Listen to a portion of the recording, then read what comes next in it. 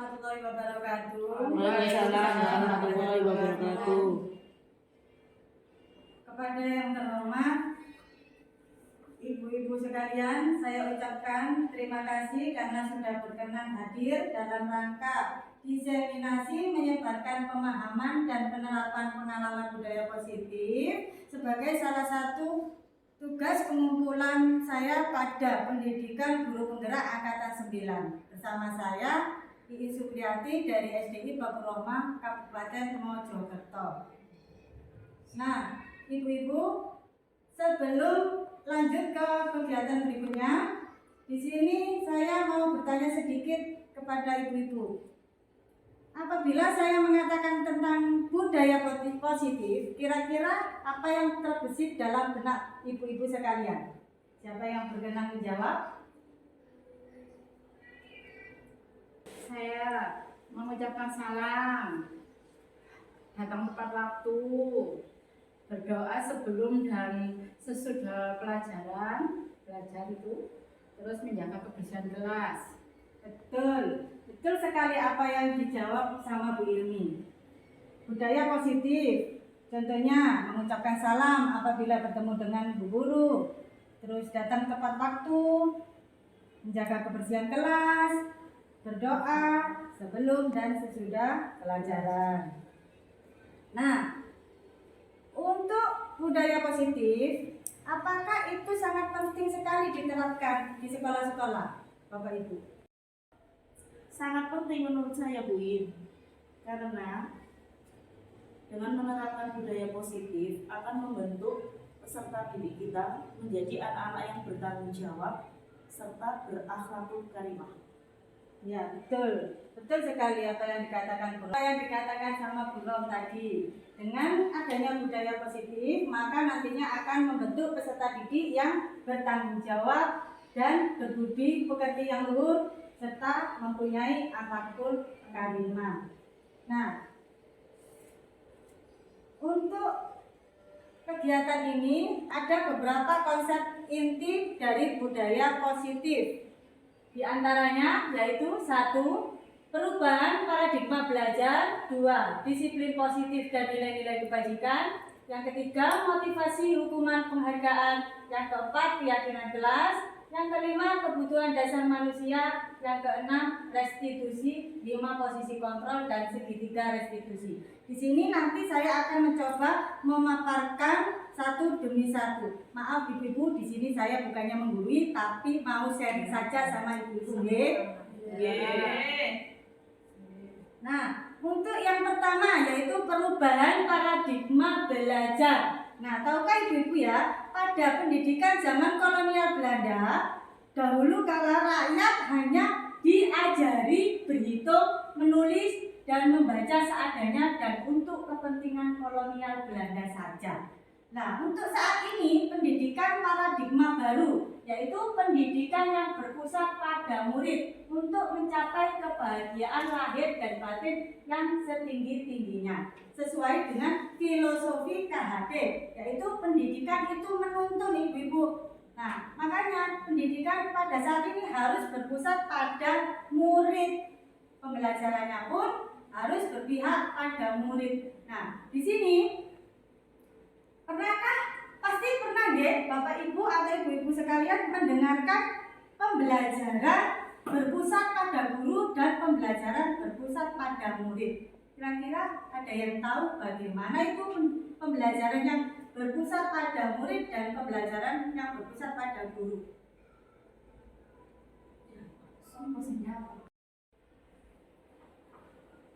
Saya, kalau pembelajaran berpusat pada guru, guru itu lebih banyak menekankan pada siswa dengan memberikan materi-materi itu. Sedangkan pada murid, siswa dijadikan sebagai objek sumber belajar, mereka mencari materi sendiri dalam pembelajaran. Betul sekali. Nah, kita sebagai guru harus melakukan metode pembelajaran yang berpusat pada murid, yang berdiferensiasi. Artinya apa? Semua peserta didik itu kan tidak semuanya pintar, Bu. Ya, ada yang sedang, ada yang kurang, dan ada yang vital. Nah, untuk itu pembelajaran di sini harus pembelajaran yang berdiferensiasi. Ya, betul apa yang dikatakan sama Bu Umi. Nah, pendidikan paradigma baru yaitu pembelajaran yang berorientasi pada penguatan kompetensi dan pengembangan karakter yang sesuai dengan nilai-nilai Pancasila. Pembelajaran paradigma baru memastikan praktik pembelajaran yang berpusat pada murid, yang mana setiap murid belajar sesuai dengan kebutuhan dan tahap perkembangannya untuk mewujudkan profil pelajar Pancasila. Nah, di sini profil pelajar Pancasila ada 6 dimensi, yaitu 1. Beriman, bertakwa kepada Tuhan Yang Maha Esa dan berakhlak mulia, mandiri, bernalar kritis, kreatif, bergotong royong, dan berkebinekaan global. Nah, dengan 6 dimensi profil pelajar Pancasila tadi diharapkan dapat terbentuk di setiap sekolah, baik di sekolah kita maupun sekolah-sekolah yang lainnya. Nah, untuk sekarang kita masuk ke teori kontrol, ibu-ibu. Menurut Dr. William Glasser, beberapa miskonsepsi tentang makna kontrol, yaitu 1. Ilusi guru mengontrol murid. Pada dasarnya, kita tidak dapat memaksakan murid untuk berbuat sesuatu jikalau murid tersebut memilih untuk tidak melakukannya.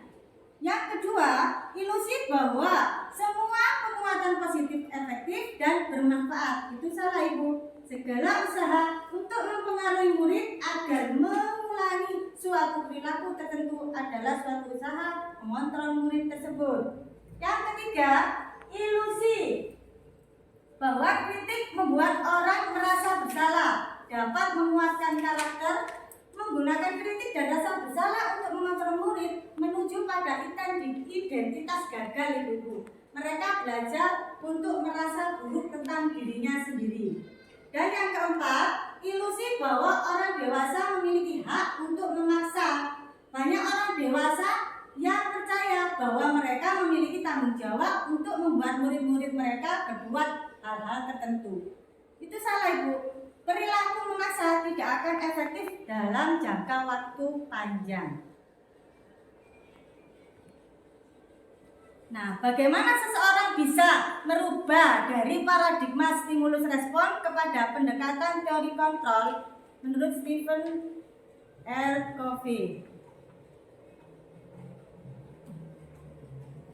Stephen mengatakan bahwa bila kita ingin membuat kemajuan perlahan sedikit demi sedikit.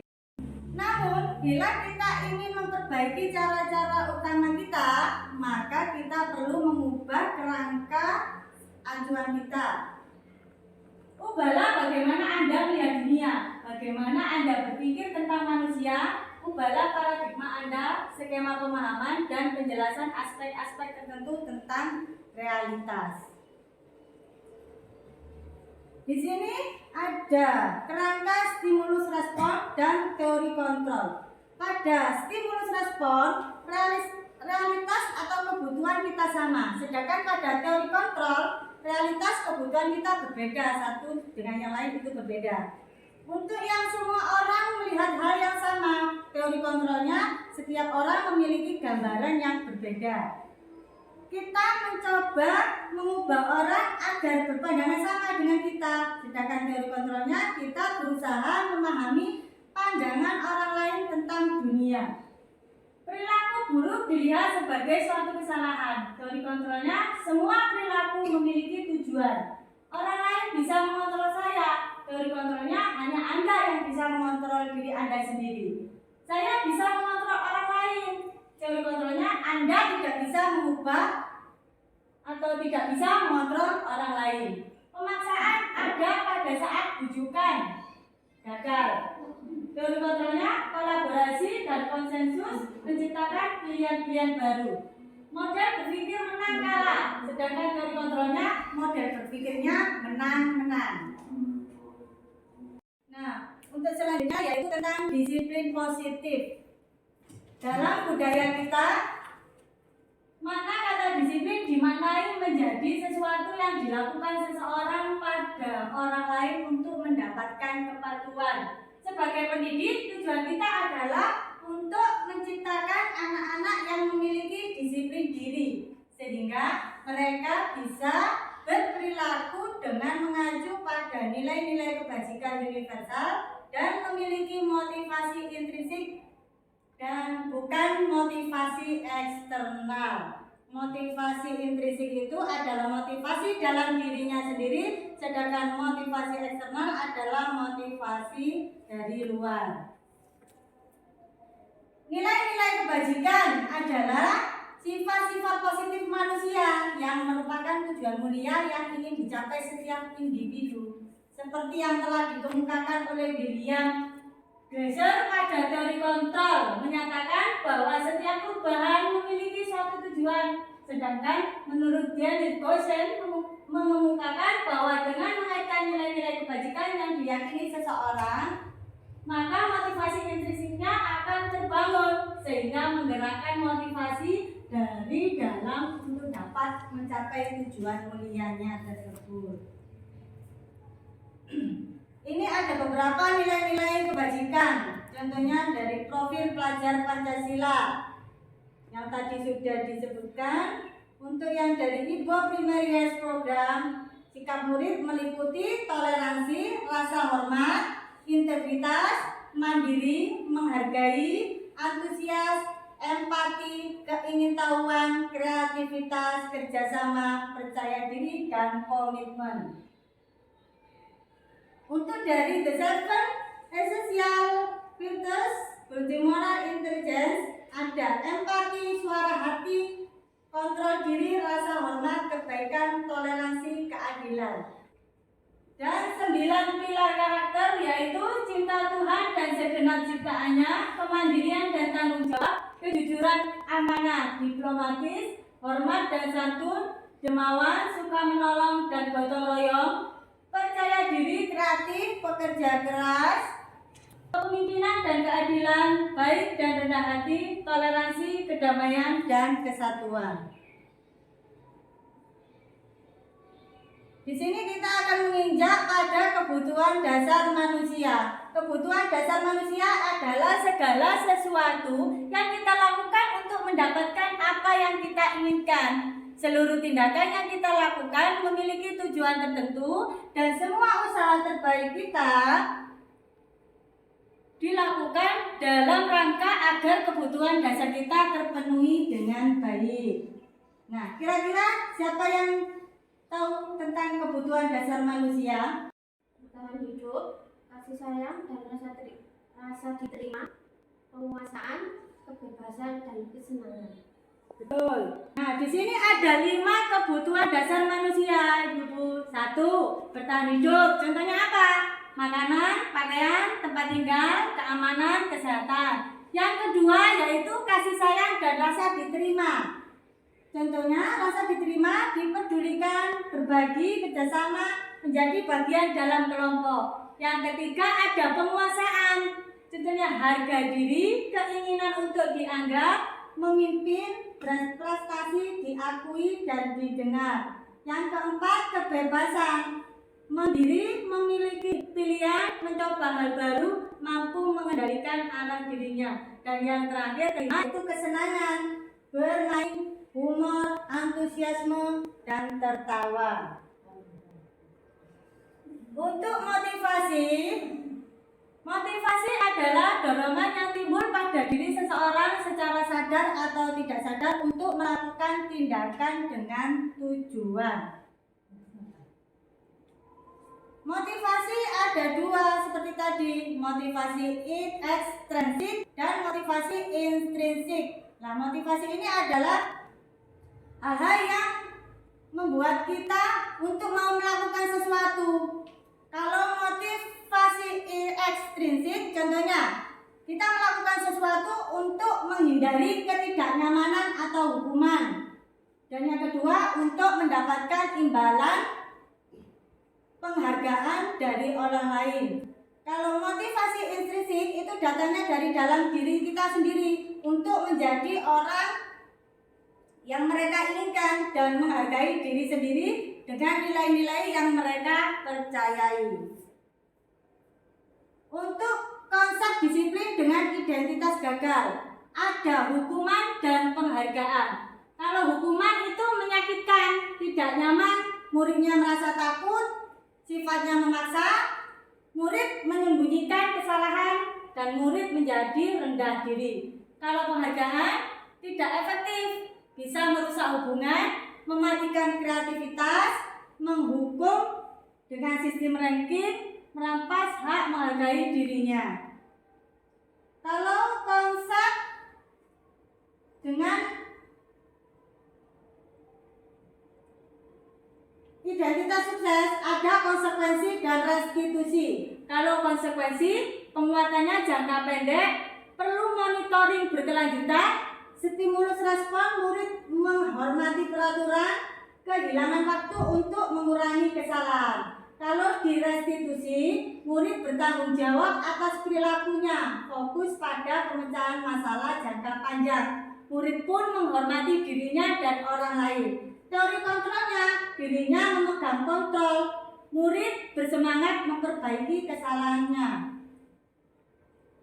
Untuk konsep disiplin pendekatan restitusi, apa itu restitusi, Ibu-ibu? Restitusi itu adalah proses menciptakan kondisi bagi murid untuk memperbaiki kesalahan mereka, sehingga mereka bisa kembali pada kelompok mereka dengan karakter yang lebih kuat dan lebih baik. Ciri-ciri restitusi ini antara lain yaitu bukan menebus kesalahan, Ibu-ibu, namun belajar dari kesalahan. Restitusi juga memperbaiki hubungan. Restitusi itu sifatnya tawaran, bukan paksaan. Nah, menuntun untuk melihat ke dalam diri siswa tersebut. Mencari kebutuhan dasar yang mendasari tindakan dari anak tersebut. Fokus pada karakter bukan tindakan. Menguatkan dan fokus pada solusi. Di sini ada perbedaan contoh kasus. Kasus siswa sering tidak mengerjakan PR. Ini ada hukuman, konsekuensi, restitusi. Mengapa keyakinan kelas? Mengapa tidak peraturan saja? Seperti halnya pernyataan berikut. Mengapa kita memiliki peraturan tentang protokol kesehatan, yaitu menggunakan masker dan mencuci tangan setiap saat? Mungkin jawaban Anda akan menjawab dengan menjaga kesehatan atau keselamatan. Nilai-nilai keselamatan atau kesehatan inilah yang kita sebut sebagai keyakinan, yaitu nilai-nilai kebajikan atau prinsip-prinsip universal yang disepakati bersama secara universal, lepas dari latar belakang, suku, negara, bangsa, maupun agama. Menurut dosen, suatu keyakinan akan lebih memotivasi seseorang dari dalam atau motivasi secara intrinsik. Seseorang akan lebih tergerak dan bersemangat untuk menjalankan keyakinannya daripada hanya sekedar mengikuti serangkaian peraturan. Murid pun demikian, Ibu-ibu. Mereka perlu mendengarkan dan mendalami tentang suatu keyakinan daripada hanya mendengarkan peraturan itu sendiri yang mengatur mereka harus berlaku begini dan begitu.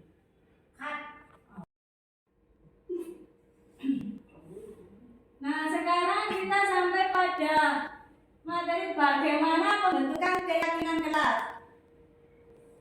Di sini keyakinan kelas sifatnya lebih abstrak dari peraturan, berupa pernyataan universal dibuat dalam bentuk positif.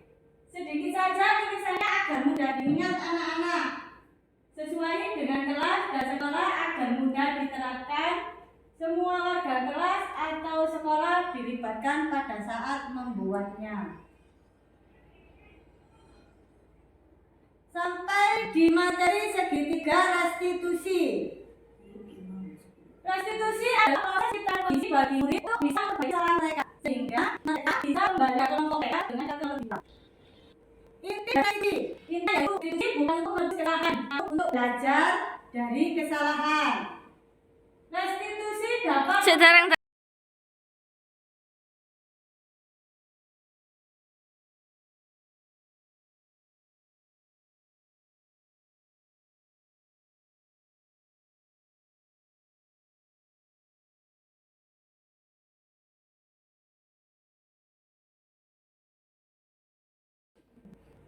dari restitusi, yaitu restitusi bukan memenuhi kesalahan, namun untuk belajar jalan. Restitusi dapat memperbaiki hubungan.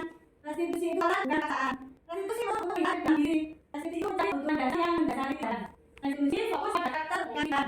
Restitusi itu dapat menggunakan fokus pada solusi dan membalikan yang bermasalah kepada kelompoknya. Identitas restitusi, angka-angkanya ada 3, ada gasi, yaitu 1. Menstabilkan identitas, tidak menyalahkan siswa, semua pernah melakukan kesalahan. Yang validasi tindakan yang salah. Nomor 2, dan yang ketiga menaikkan keyakinan dari kesalahan siswa untuk memperbaiki kesalahannya. Untuk yang ke-1, menstabilkan identitas, bisa menggunakan kata-kata tidak ada manusia yang sempurna. Saya dapat melakukan kesalahan seperti itu. Berbuat salah itu tidak A.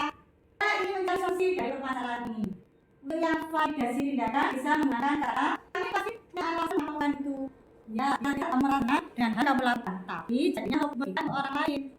Yang 3, menanyakan keyakinan kelas, bisa menggunakan apa yang kelas yang kita percayai. Keyakinan kelas apa yang belum kamu tunjukkan? Apakah tidak perlu meminta keyakinan kelas? Nah, itu bisa kita pakai dalam penerapan segitiga restitusi dalam menyelesaikan permasalahan yang sedang dihadapi oleh murid kita.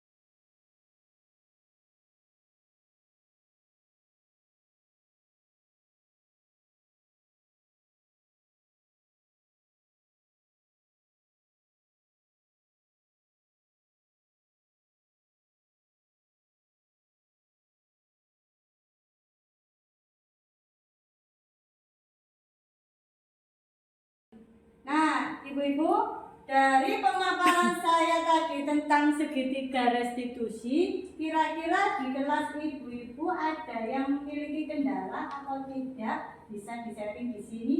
Boleh, siapa yang mau mengutarakan kendalanya? Ada kelas Oke. 3 Buin. Ya, kelas 3 ini ada murid yang selalu ngantuk pas jam pelajaran. Dan terus ada yang bully temannya, terus panggil-panggilan, menyebutkan nama orang tua. Itu gimana cara mengatasi? Oke. Nah, untuk Budia kita bisa menerapkan segitiga restitusi ini, Budia. Nah, untuk kasus Budia kita bisa menerapkan segitiga restitusi, Budia. Dengan cara apa?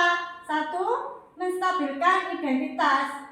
Dengan cara kita berbicara dengan anak tersebut, kita mengatakan kalau kita paham. Kalau tadi apa, Budia? Tadi permasalahannya? Ngantuk. Kalau ngantuk boleh-boleh saja, nggih. Tapi yo tidak seterusnya tidur di kelas gitu ya. Itu untuk menstabilkan identitas, kita menanyakan atau memberitahu anak tersebut. Ngantuk boleh-boleh saja, tapi tidak boleh tidur di kelas. Nah itu tidur terus Bu, dari jam pertama sampai akhir. Nah, untuk yang keduanya, validasi tindakan yang salah. Kenapa anak tersebut tidur? Mencari tahu alasan anak itu kenapa sampai ngantuk di kelas. Kita korek, kita cari tahu alasan anak tersebut. Iya sudah, tapi itu kok tidur terus, alasan termasuk gimana ya? Nah, kalau begitu, untuk yang tindakan terakhir, kita menanyakan keyakinan kelasnya. Apakah sesuai dengan keyakinan kelas yang kita sepakati atau dia sepakati di awal pembelajaran dahulu, Bu. Maka dengan itu, anak-anak bisa mengoreksi kesalahannya dan bisa memperbaiki kesalahannya tersebut. Dengan cara satu tadi, menstabilkan identitas namanya tersebut dahulu. Yang kedua, memvalidasi tindakan yang salah. Dan yang ketiganya, menanyakan keyakinan dan memberikan bantuan untuk memberi solusi untuk memperbaiki kesalahannya tersebut. Demikian apabila menerapkan segitiga restitusi dalam memperbaiki atau membantu permasalahan peserta didik kita. Begitu. Ada yang memberi masukan mungkin?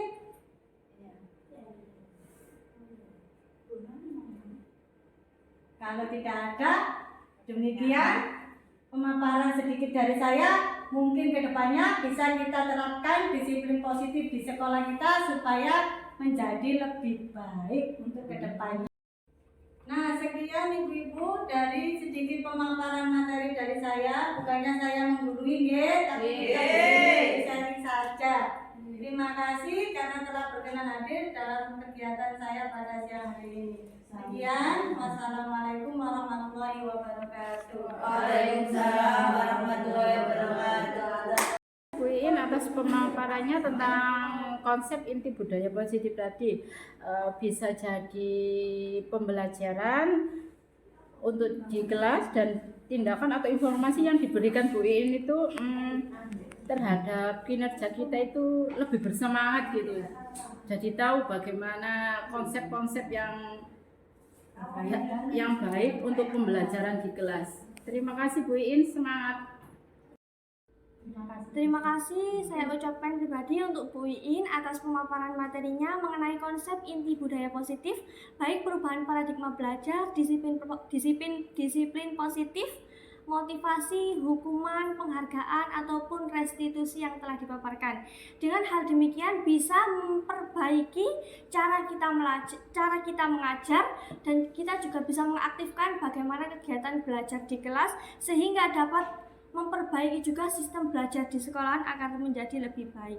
Terima kasih kepada Bu Iin, semoga sukses.